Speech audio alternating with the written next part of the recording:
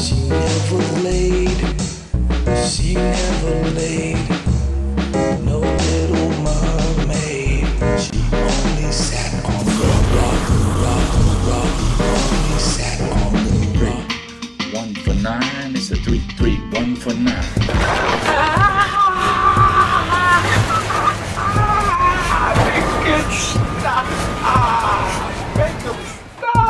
I haven't been able to sleep in a while. I have jet lag. 4 a.m. There's some kid bounced on the bed in this room above me. I can't turn the city sounds off. There's people walking outside the window. There's city sounds. I can't sleep. So even if I could shut it all off, even if I could make the city sounds go away, city sounds, it would still be this kid upstairs jumping on some bed or something. I don't know what's going on up there, but this kid's giggling. It's driving me crazy. I'm in Copenhagen. That's the good news. Today we're gonna go see a Little Mermaid. So it's Little Mermaid Day, but more importantly is Abby's birthday. Happy birthday, Abby. The air is crisp and clean. It's cool. The town is full of energy. It's a city that never sleeps. We gotta be a part of that because we're not sleeping either. No sleep for us. We have no sleep. We have no rest. But we have plenty of enthusiasm. And maybe just enough rest to get us through this upcoming wonderful day. Okay? I'm gonna be backpack full of camera equipment. This camera, iPhone camera, all the associated batteries and chargers that'll keep this bad boy afloat. That thing will be filled with a bazillion different items. Cameras, batteries, eyeglass wear, identification, maps, sweaters, jackets, rain jackets, credit cards, and kroners. That'd be their national money, Denmark money. We'll need that to buy stuff. But our first stop is to have breakfast. And right across the street is this bakery. Or bageri, or bageri, boogery. And inside it looks like a bakery filled with Danishes. We're in Denmark. You're gonna get Danishes in Denmark. They have Danishes.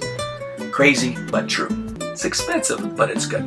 We're gonna head toward the Little Mermaid. That's our first stop. Blast off to the Little Mermaid. On our way there, we're in Denmark, and we pass a topless lady sunbathing in this little public park. It's like, what? It's cold, man. Put on a top. Topless is normal here. We walked about as far as we could using our maps before. Excuse me, handsome fella. This was how Abby decided to get the attention of one of these tall and another taller man dressed in what appeared to be firefighting pants. And those two guys, just like everybody else we've met so far, very kind, very generous, very helpful, very friendly, and directing us towards our goal. We acquired the services of a water boat that took us all over Nyhavn. There we found a boat tour. Wow, this is the way to see Copenhagen, as well as to get historical information about this incredible city. And the architect was Henning Larsen. He built 14 floors, and 5 out of these 14 floors are underneath the waterline, which makes the opera a third bigger than you can see it here. It is the oldest royal yacht in the world, still in use. It is 80 years old, and in case of war, over that. In case of war, it can be turned into a hospital ship that it belongs to the Danish Navy.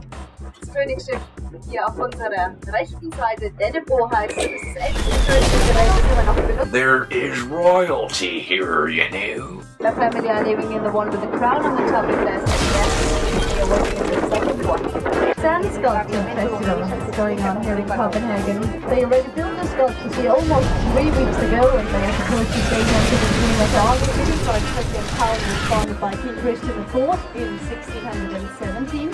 He had visited Amsterdam, and after that he wanted to create the same beautiful traded merchant cargo as he had seen it done there.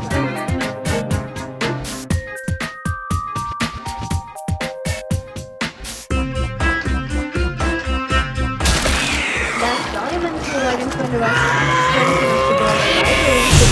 1699. The building tilts towards the water at an angle of 7 degrees. When the sun shines in the morning, now we can't see the effect, but if the sun shines in the morning, the sun's reflection in the water makes the whole building crumble, not just thousands of small diamonds will do. The granite they used here for the outer facade comes all the way down from Zimbabwe. The red building up here to our right used to be the brewery of King Christian IV, and as a result of fighting under King Christian got 10 liters of beer out of that brewery here every single day. People say it was in the times when the water quality here in Copenhagen was so bad that they preferred to brew their water before they drank. Ladies and gentlemen, welcome to Denmark's Love Tunnel. Are you ready to funnel? It's a tight squeeze in here, My love tunnel. if you know what I mean. Damn, it's tight. Watch the head, baby. Watch the head. Got it? Go nice. That's right, lady. Keep your head down. Into this tight fits just right. Love tunnel. Oh yeah, I'm about to shoot off. Now exiting the Love Tunnel. I'm in love. I'm riding in a love tunnel. Alright. After the tour, we's a bit hungry, so we go in search of the smorgasbord, an open-faced sandwich, which is a customary delight. Smorgasbord sounds like s'mores, but it's not. And it sounds like it's boring, but it's not. Smorgasbord. We each enjoyed a variation of the smorgasbord, and thumbs up all around. Next, we had to have some dessert. Nearby was an ice cream parlor with waffle cones. All was perfect till Abby broke her shoe,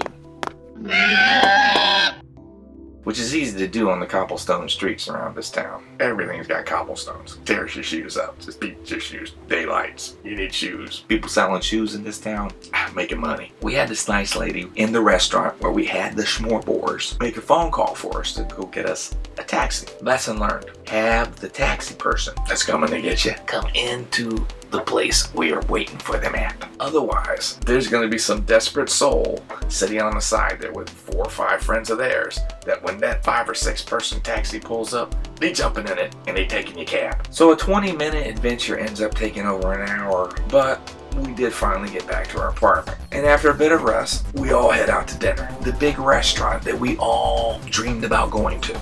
It's called Noma. Now, Noma is routinely rated the #1 restaurant, not in Copenhagen, not in Europe, but the entire world. The #1 restaurant in the whole world. Pao Pao, because she's awesome. Somehow, and this ain't easy to do, got us some reservations there.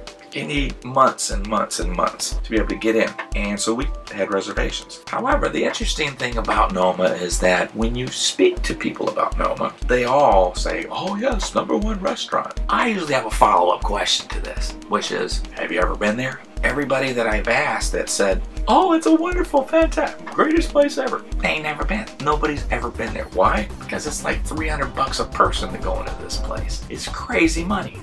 So nobody's ever gone. They're assuming that if you spend that kind of money, it must be damn right good. Gosh, to be good, right? Okay, so we actually spoke to a couple people and went to Noma, and they go, it's good, it's really good, but for $300 per person, it's all right. I ain't spending $300 a head and getting an all right. It better be the best thing I've ever put in my mouth. We had this discussion. Abby, it's her birthday. She wants to go to Noma. We going to Noma. That's what she wants to do. That's what we want to provide. But we all kick around this idea. We're coming to the same conclusion at the same time, even without having this group conversation. So we end up going to Les Trios Conchons. I think that's the way you say it. I don't know. It's a French place in Copenhagen. It was an outstanding meal. Lots of tasty food, fabulous ambiance. What do you think about our food here in Copenhagen? Especially the spread. Okay, but everything else, like this platter here? Perfect. Mira, mamita, acá hay mayonesa, mami. As for the dinner, it was top notch. Everyone was satisfied, and they threw in 3 extra desserts on the house, in our mouths, in our faces, in our tummies. Yum, yum. See? There they go again. Now they're flushing toilets upstairs. I can't take it in this place anymore. I gotta get out of here and see Copenhagen. 3, 1 for 9. It's a 33149. If heaven were a cake, I live on a slice. The people living here call it paradise. I traveled the world by boat, plane, and train, but nothing can compare to Key Biscayne. We got location, location, location, yeah. We got location, location, location, yeah. That's where the fellas are cool and the ladies are fine. The zone to be in is 33149. 33149. It's a 33149. We got beaches, marinas, and national parks. Some drive around our village in electric golf carts. Others bike, skate, or jog. It's a family scene. Our central park is called the Village Green. We got sunrise and sunny skies and sunsets, yeah. Sunrise, sunny skies and sunsets, yeah. Families thrive, friends are easy to find. The zone to be in is 33149. It's the 33149. It's the 33149.